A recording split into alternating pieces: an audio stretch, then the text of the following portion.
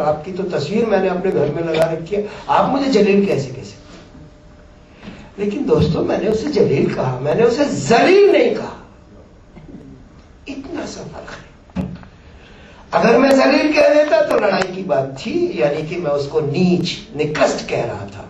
लेकिन अगर मैंने उसे जलील कहा तो इसका मतलब मैंने उसे पवित्र कहा, तेजस्वी कहा। क्या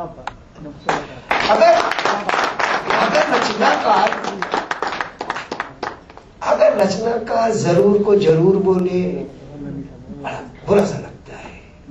जब भाषा पे ही आपका अधिकार नहीं है तो काव्य तो कविता तो बहुत सातवां आसमान है। दूसरी बात, पहली बात हुई भाषा पे अधिकार, दूसरी बात विधा को पहचानिए।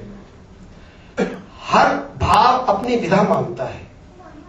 अभी कोई साहब कह रहे थे कि मैं जो पढ़ रहा हूं इसे मुक्तक मान लीजिए, और मैं तो अपनी बची हुई जिंदगी में उसे मुक्तक मान नहीं सकता जो बाकी बची है, क्योंकि मुझे वो किसी गजल से भी आगे, फिर आगे नज्म से भी आगे, फिर मुझे तो वो एक खंड काव्य जैसा असर दे गई।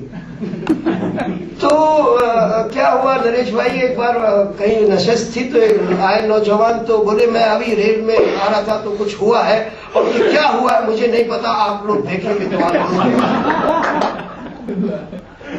तो पुरुषोत्तम प्रतीक जी थे डॉक्टर साहब, वो अध्यक्षता कर रहे थे, खड़े होके बोले क्यों, ये भी हमारी ड्यूटी है कि तुम क्या लिख के लाए हो, इसका भी फैसला हम देखें ढूंढे, हमें और कोई काम नहीं है क्या?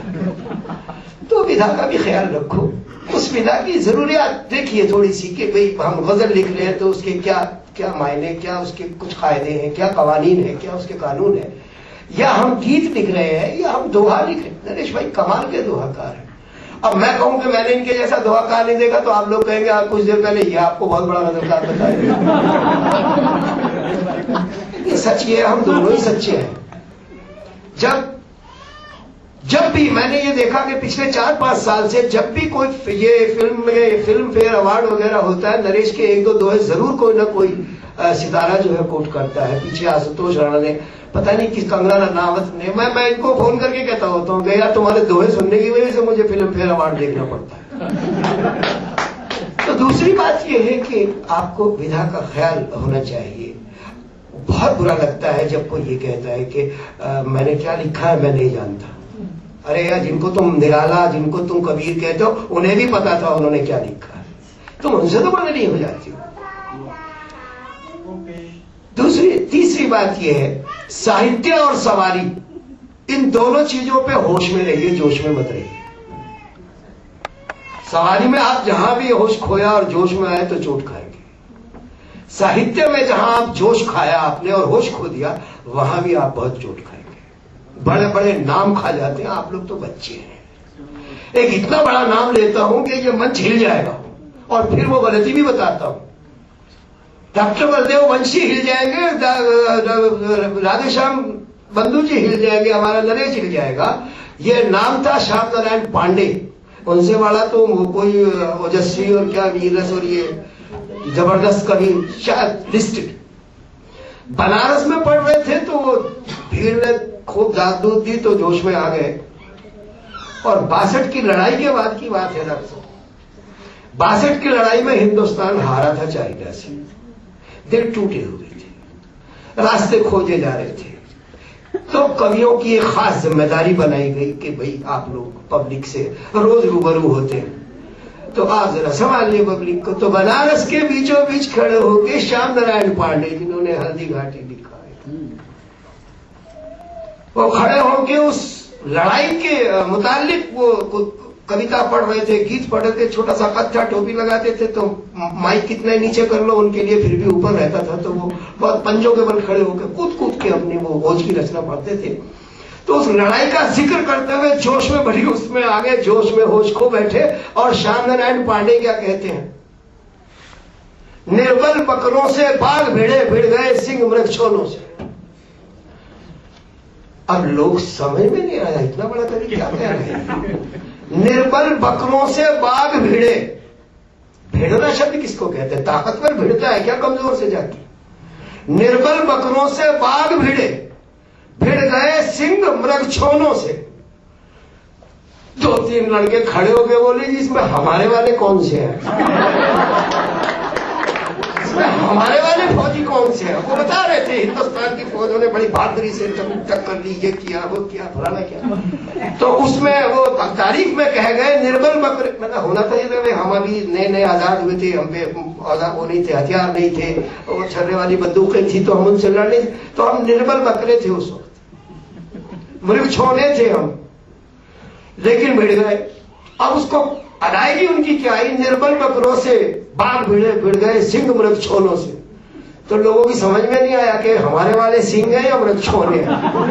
तो हमने खड़े होकर कह दिया, बोले पांडे जी इसमें हमारे वाले कौन से हैं? वो बाद में बहुत कई साल तक वो बनारस में पढ़ने ही नहीं गए। गलती हो सकती है, जोश नहीं, जोश नहीं, जोश बहुत खराब बात है। हाथ फेंकना, पैर फेंकना, ये जोर जोर से ये क्या कहते हैं मंच तोड़ देना, ये वीरस नहीं होता है। मेरा दावा है अगर आप कहीं हैं, आप दुनिया की कड़वी से कड़वी, सख्त से सख्त बात को नरम से नरम लफ्जों में कह सकते हैं। ये कुव्वत आपके अंदर होना चाहिए। ये लोग ये प्रतिमान बैठे हैं, हम लोगों ने जिनको देख देख के कविताएं सीखी, और आज हम बड़ा सौभाग्य मानते हैं कि आज हम उनके चरणों में बैठते हैं। हमेशा बड़ों से लीजिए,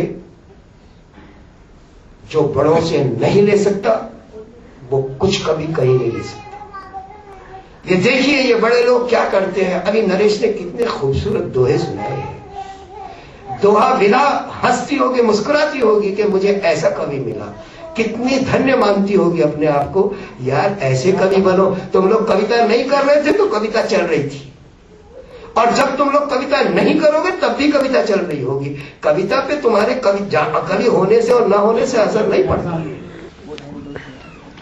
आखिरी बात कह के जाना चाहता हूं। एक शेर, बड़ा मशहूर शेर है, कदमों में रखता हूं, शायद डॉक्टर बंसी ने भी वो शेर न सुना हो और उस शेर के उसके मिजाज न देखे हो, लेकिन आप सब लोग हैं और डॉक्टर साहब हैं तो मेरी दोनों पीढ़ी है, मेरी अगली पीढ़ी भी है और मेरी पहली पीढ़ी भी है। गालिब ने एक शेर कहा कि आते हैं गैब से ये मजामी ख्याल में, गालिब शरीर खामा नवाए सरोश है। एक भी शब्द समझ नहीं आया होगा, सिर्फ गालिब ही आया होगा क्योंकि सुना है। अभी मैं समझाता हूं तो आपको कविता आ जाएगी। सच ये है, मेरा मानना ये है कि जो इस शेर की वजाहत को, जो इस शेर की इसके अंदर क्या है ये जान ले, उसे कविता निश्चित रूप से आ जाए। उन्हें कहा गालिब ने कि आते हैं गैब से ये मजामी ख्याल में, जो मेरे शायरी में जो कंटेंट्स हैं, जो तथ्य हैं, ये मैं नहीं लाता हूं, गैब से आते हैं। ऊपर से कोई चीज उतरती है जहन में, यानी दैवी है, ऊपर से कुछ चीज उतरती है, वही नाजिल होती है। मैं नहीं हूं, वो गालिब नहीं है जो आपको शेर कहता है और आप समझते हैं गालिब शायर है, बिल्कुल भी नहीं हूं। और सबूत क्या देता है, ये लाइन ध्यान से समझ लीजिएगा, सुन लीजिएगा। आते हैं गैब से ये मजामी ख्याल में, गालिब शरीर खामा नवाए सरोश है। शरीर खामा बोले तो कलम की नोक की कागज पर रगड़। आप कागज निकालिए, ऐसे आप लिखेंगे ना कुछ तो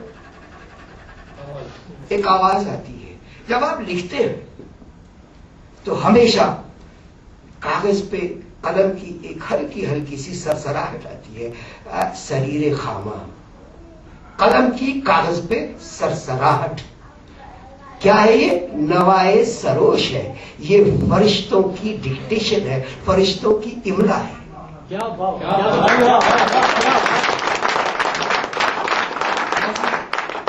जो फरिश्ते धीरे धीरे बोलते हैं, बहुत धीरे धीरे सर सर की आवाज में, ये लिख ये लिख ये लिख, वो एक डिक्टेशन है, इमला बोलते हैं। जो उसे पकड़ लेता है, जो उस आवाज को पकड़ लेता है, वो शायर, वो कवि बन जाता है।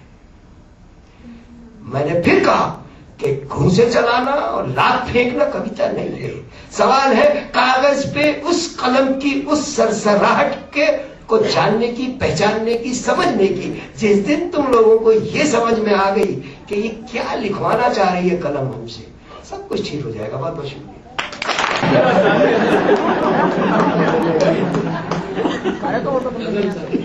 नरेश भाई जानते हैं मैं हास्य के लिए बिल्कुल नहीं जाना चाहता, बहुत गंभीर आदमी जाना चाहता हूँ।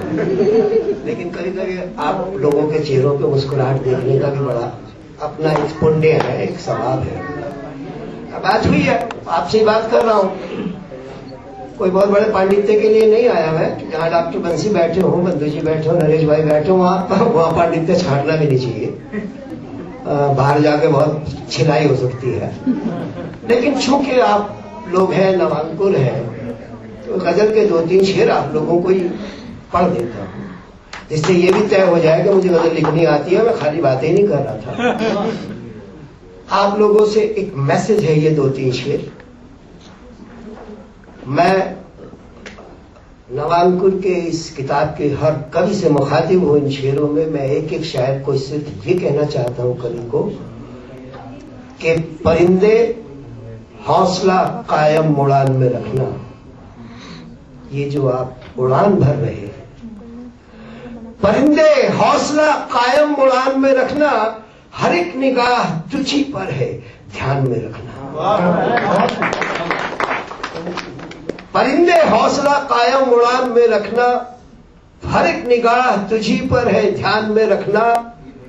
और शेर यहां से 2-3 सुन लो मेरे नए लिखने वाले दोस्तों, कि बुलंदियां तेरी हिम्मत को आजमाएंगी। जितना ऊपर उठोगे उतनी आजमाइश होगी। बुलंदियां तेरी हिम्मत को आजमाएंगी, आजमाएंगी। परों में जान नजर आसमान में रखना। बुलंदियां तेरी हिम्मत को आजमाएंगी, परों में जान नजर आसमान में रखना। और एक बात और बताता हूं आप लोगों को, ये स्थिति जरूर आती है हर इम्तिहान पे। यार आप लोगों ने एसी बहुत जबरदस्त लगवाया। मैं ही नहीं, नरेश भाई भी अटके थे, बंधु जी भी अटके थे, और मेरा पक्का वादा है डॉक्टर साहब भी अटकेंगे। परिंदे हौसला कायम उड़ान में रखना, हर एक निगाह तुझी पर है ध्यान में रखना। बुलंदियां तेरी हिम्मत को आजमाएंगी, परों में जान नजर आसमान में रखना। हर इम्तिहान पे मंजिल करीब आती है, तय है। आप इम्तिहान देते ही सुनिए, जरा सा फर्क रह जाता है तो नहीं मिलती, और पूरा फर्क नहीं रह जाता तो मिल जाती है। हर इम्तिहान पे मंजिल करीब आती है, करीब आती है। हमेशा खुद को किसी इम्तिहान में रखना।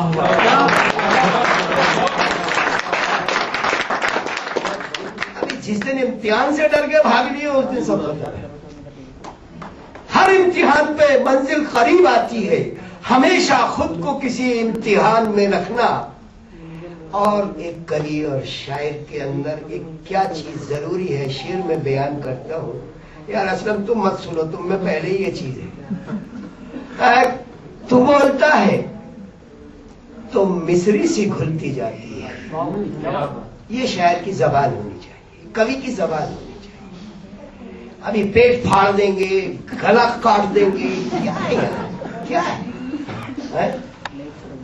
जो हमसे टकराएगा चूर चूर हो जाएगा, जोर जुलम की टक्कर में हड़ताल हमारा ना। ये कविता है क्या? ये कविता है? यूनियन बनाओ।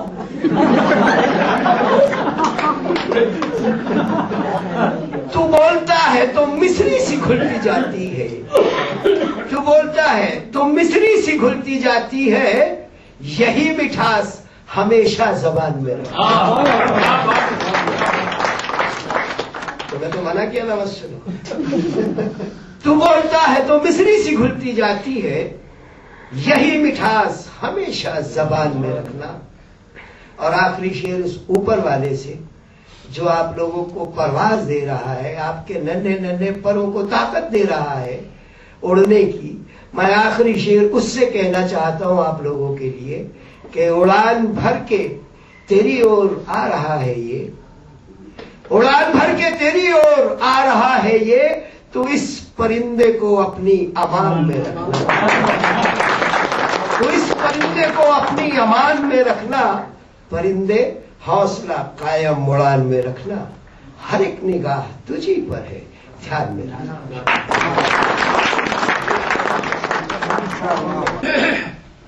आज का